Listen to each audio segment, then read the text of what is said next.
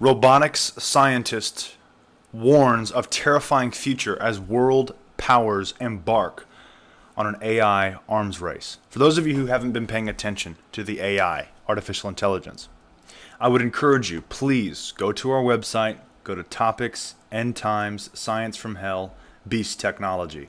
We've been covering it for a very, very long time. As you'll see, there's more posts loading there. I can't exactly tell you how many pages I have of this stuff, but this is from back last year. Warning, Pandora's box has just been opened. All of this stuff was building last year. Now we're going to see apparently an arms race between governments for the latest automation. Now, of course, a lot of people like to talk about, well, climate change is a hoax, and so on and so forth. Let me explain this further. It requires less people to operate a solar panel farm, if that's what you call them, a solar panel farm or a wind farm or whatever, than it does to operate or to generate electricity from fossil fuels. Meaning that the people who own the farms, they're going to generate a lot of profit, because I can guarantee you we'll still be paying the same amount per month for electricity and so on and so forth. But they will still generate the same amount of profit. But they don't have to pay nearly as many people. There's less maintenance. It's all of it has to do with technology, and all of it has to do with automation. We are about to witness within the next few years a total robotic takeover, meaning that a lot of people's jobs are going to be lost. And I don't think a lot of people realize how bad this is, because it's just like unimaginable. Let's put it that way. Imagine robots taking your job, literally. You thought the immigration crisis was bad. Of course, immigrants took a lot of people's jobs, but imagine wholesale robotics taking everyone's job, field by field by field.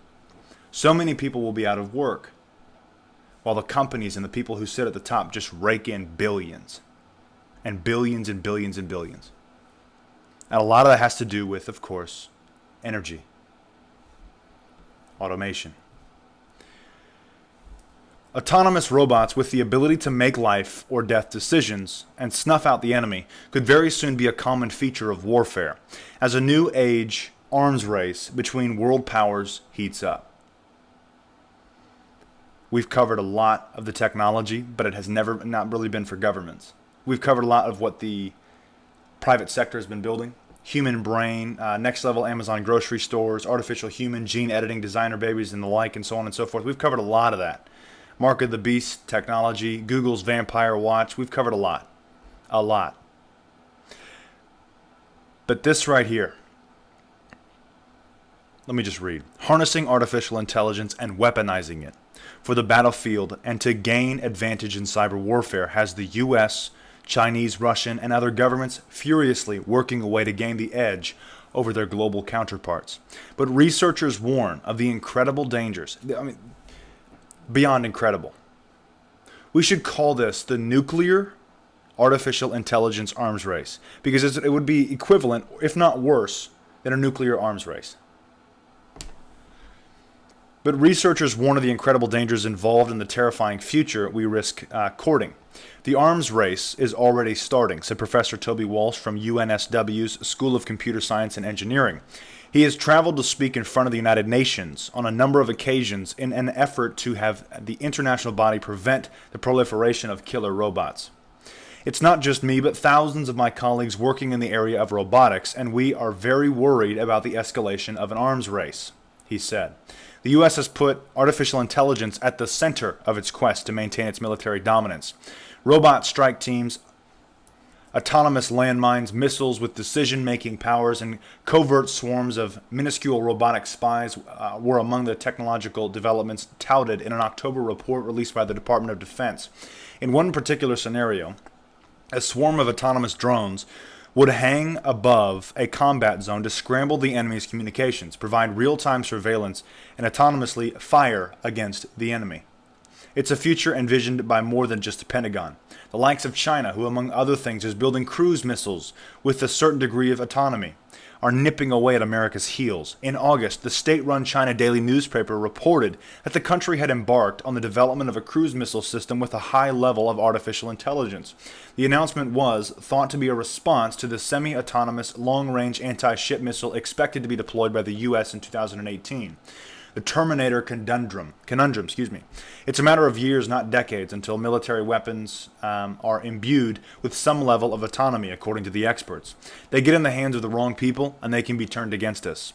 They can be used by terrorist organizations, especially when the United States government sells the weapons to terrorists. It would be a terrifying future if we allow ourselves to go down this road.